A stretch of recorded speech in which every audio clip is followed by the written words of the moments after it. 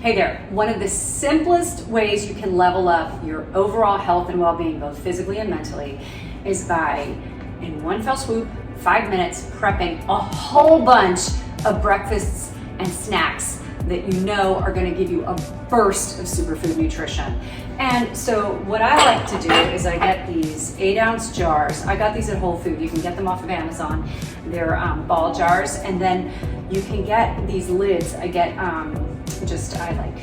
I like colors. You can get those separately, and I like them better than the metal lids. And then you just prep a whole bunch at once. So what we're gonna do is make a variety of different chia seed pudding recipes and overnight oat recipes from the And Life app, all in one fell swoop. And we're gonna make it up as we go along. We're gonna have some kitchen confidence, right? So go to those recipes on the And Life app and kind of get a sense of them. And then when you get good at it, you're gonna do what I do, and here's how I do it. I've been making it for years. Okay, so I have 5 jars, so this might be a whole serving for a breakfast or something like that. And if I make it too thick, what I might do is take half out, just add some more oat milk at the time I'm eating it, maybe throw some fresh fruit on top, and I might get two snacks out of this or something like that. So you can actually make them go further depending on how thick you make them, if it kind of gets a little thicker than you like, because guess what? We don't measure. I have you measure it once, just so you get a sense of it, visualize it, and then, you don't need to be a perfectionist, you just need to get stuff done, right? So set your timer. Here we go. We're gonna make 5 of these quickly. So the base is chia seeds, and I only have so much less, so we're gonna see how many of these I can get. Basically, the ratio is 2 tablespoons of chia seeds to 1 to 2 tablespoons of other stuff. So I can make 3 chia seed pudding recipes. Those are chia seeds, which means the other ones, I'm gonna use oats as the base. Overnight oats will call these. So, and sometimes I do use chia seeds and oats in the same one, but I prefer to rely on the seed than the grain. And a really interesting thing I learned in my life was that if I have oatmeal for breakfast, for example, that's gonna personally leave me more sluggish than if I have a protein and beneficial fats breakfast, which is what the chia seeds are, because seeds, just like nuts, are protein and a beneficial fat. Me personally, keeping the grains out or keeping it to a minimum is much better than a grain-based breakfast. Everybody has to find out what works best for them. Grains are not evil. We just need to, find out how they make us feel and what portions work for us, what types work for us. Okay, flaxseed meal is going to go in all of them. Brown flaxseed meal will let your body absorb the nutrients a little better. If you have whole flax seeds, you can experiment and find out how that turns out, and you'll see what I mean. We'll leave it at that. So this is about 1 tablespoon. Now I've been doing this a while, so I kind of have a sense of what that looks like. Guess what? It doesn't have to be perfect. The breakfast pudding police aren't going to come and say you overdid it. Okay, here's where it gets fun. What we're gonna add in. So with the chia seeds and the flax seeds, you are getting all the omega-3 fatty acids you really need in a day, which is fantastic because they're tough to get. You can really only get them from like salmon and mackerel and like sardines and stuff. I'm not really eating much of that. I don't know how much you are. I can choke down some salmon every now and then, but this is how I get those, and we really need omega-3s. They really, really level up your health in 1,000 ways. I've done separate videos just on the power of omega-3s. Really important, just like vitamin D. So this is one of the reasons you really want to rely on recipes like this to make sure you're getting that beneficial nutrition that is going to level you up on like in every possible way, physically and for your brain. Okay, so we're going to add hemp hearts. Again, these are powerhouse protein and also provide omega-3 fatty acids. So I'm going to add a little bit of this also. These are these seeds, for some people, can really help pull water into your intestine, help balance your gut microbiome. All of these foods help balance the gut microbiome, but these can help relieve constipation if you're feeling a little stopped up. So sometimes a little extra hemp hearts can be great. So we are now packed with protein, nutrition, and then we're gonna add some fun. So a couple of these, I'm gonna make my classic maple walnut chia seed pudding, and I'm gonna call it a day. So This one, I'm just gonna add a bunch of, it's about a little more than a tablespoon, just kind of a good of walnuts, okay? And then I'll do this at the end. And then I'm gonna add a little vanilla into each of these. Just a dash, dash, dash, dash, dash, dash. You know how little you put in a whole recipe for cookies or something like that. So baby dash, but that can add a little fun to that too. Okay, we'll go with the maple syrup to sweeten. Another great liquid sweetener is also monk fruit syrup. You might not be familiar with that. It's a little expensive, but it's a 0-calorie sweetener. Like stevia, it's 200 times the sweetness of sugar. I might be exaggerating that or getting it out wrong, but you get the point. You're gonna do for maple syrup, or if you want to try honey, which is much harder to do with in a mix, so I go with maple syrup, 1 tablespoon about. We are trying to use recipes like this to change our taste away from sweetness in our food. It's a training, it's like a training meal to get sugar to taste literally just too sweet for us. So when we go to have ice cream or we go to have cake or we have desserts, just after a few bites, it becomes kind of too sweet because we're used to this level of sweetness. So you can use this as kind of a training food and level up your health that way by changing your taste away from sugar.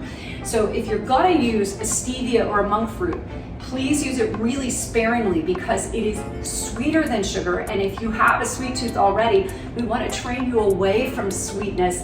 So stevia and monk fruit can actually just kind of perpetuate that. You don't change your tastes if you use too much of that or rely on it all the time for all your meals for your sweetness, because it's even sweeter, right? Okay, so we're gonna set that aside. We're gonna add our oat milk in just a second to all of them. All right, so this one, I'm gonna let's make up something. Oh, let's do tropical. So I'm gonna do macadamia nuts that I had in my fridge, a few of those, and I'm gonna do unsweetened coconut flakes. Coconut flakes are amazing because they are super chewy. So this is fantastic for if you're having a munchy week, you're just knowing you're having a munchy time. Adding some coconut flakes to your recipe can help because you have to chew, and you end up slowing down. It's just a little strategy I have with my clients that I made up years ago, and people, if you like coconut, then it works. Macadamia nuts are fun. You don't really eat them a whole lot. They provide a really good fat and a different flavor than maybe what you're getting all the time. And what I might do is, put some fresh pineapple on top of that when I go to eat this. How great would that be? Okay, set that aside. That one's ready. Oh, a little syrup, a little sweetener for that one too. Okay, let's see. This one, why don't I try, I know what I'm gonna do.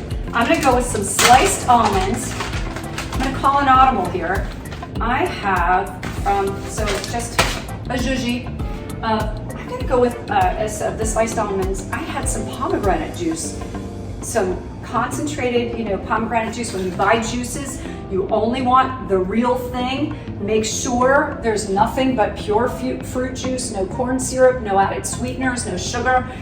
And this is gonna be, a pretty strong pomegranate. I have no idea how this is gonna taste, but it might be awesome. So I'm gonna do this one with juice. It's just a little bit. So, and there's so much protein and there's so much beneficial fat in here. That juice isn't going to cause any sort of an insulin spike or something. Generally, we do not rely on juices. We don't like juices. This is, for me, a mixer in seltzer water, and like a little squeeze of lime and make myself a little mocktail. But we don't want to be drinking straight juice. It is just straight carbohydrate, straight fructose, which our body is not fantastic at digesting and really not helpful if you're trying to lose weight or, and the nutritional benefits of these juices is you get it from your food, please. That's a whole separate conversation. So don't rely on juices. Okay, let's give this a little shake up and see if we need more since we're on the juice train here. Okay, I have no idea how this is going to turn out. So this is a really fun experiment today. And if it's not great, then there you go. It's cherry juice, might be amazing this. Cherry and almond go great together. I don't have cherry juice today, but I have this. We'll see how that turns out. And I can always add a little milk into that one too. This last one, this is gonna be fun. I found in my closet, I know what I wanted to do. Let's go back to here. I want to throw a tiny bit of almond extract in this. So I have almonds, tiny dash of almond extract. We went pomegranate. I think cherry juice might be better, but pomegranate's what I have. Shake it up. Happy times. There we go. Okay. I found peppermint extract and I thought, oh, let's make like a chocolate peppermint one for an afternoon snack. So I'm gonna do just a couple drops. It's super strong. If you notice, peppermint extract, a lot of times they have like a squeezer top because it is so strong. You need like 1 drop. I'm gonna do that. Wow, it's like peppermint right now. And then I'm gonna take an ounce of 70% dark chocolate, legit snack. It is, you know, if you're getting a quality dark chocolate, you are getting more antioxidants than like blueberries. You are crushing it nutritionally. So I have 1 ounce of chocolate in there. This, I'm gonna do my little zhuzh of syrup. And now I'm gonna go ahead and do the oat milk in all of them. So here we go, to the top. Each one of these will need a shake. Put the top on, give it a little shake, and then you'll see that the oat milk will incorporate and then leave a little extra room for a little more oat milk. Now I'm chatting at you, I'm experimenting, but you can see how fast, especially if you weren't sitting here making stuff up like I am, how fast it is to make all of these. So give that a good shake, and then I'm gonna add a little more for all of these. It's kind of a little workout. And this is going to be fun because I don't remember what's what, so I'm going to like open these up, and then it's going to be like a flavor sensation surprise moment for me, I guess. I don't usually do this. I just was like inspired for this video today to show you how you could not only quickly make, you know, many meals and snacks, but also keep yourself from being bored. And when we use our food as a way to activate our positive brain centers, like our senses, you know, anytime we taste something new or we make something new, what it's doing is it's firing that frontal lobe, you know, the prefrontal cortex, the hippocampus, the cerebellum, these positive brain centers are releasing happy hormones just by making this, right? So who would have thought, like, just by doing your meal prep and doing it with some curiosity and some like, hey, let's find out, hey, let's try this, that's helping with stress. So this is not just like thinking of, you know, prepping some meals for the week.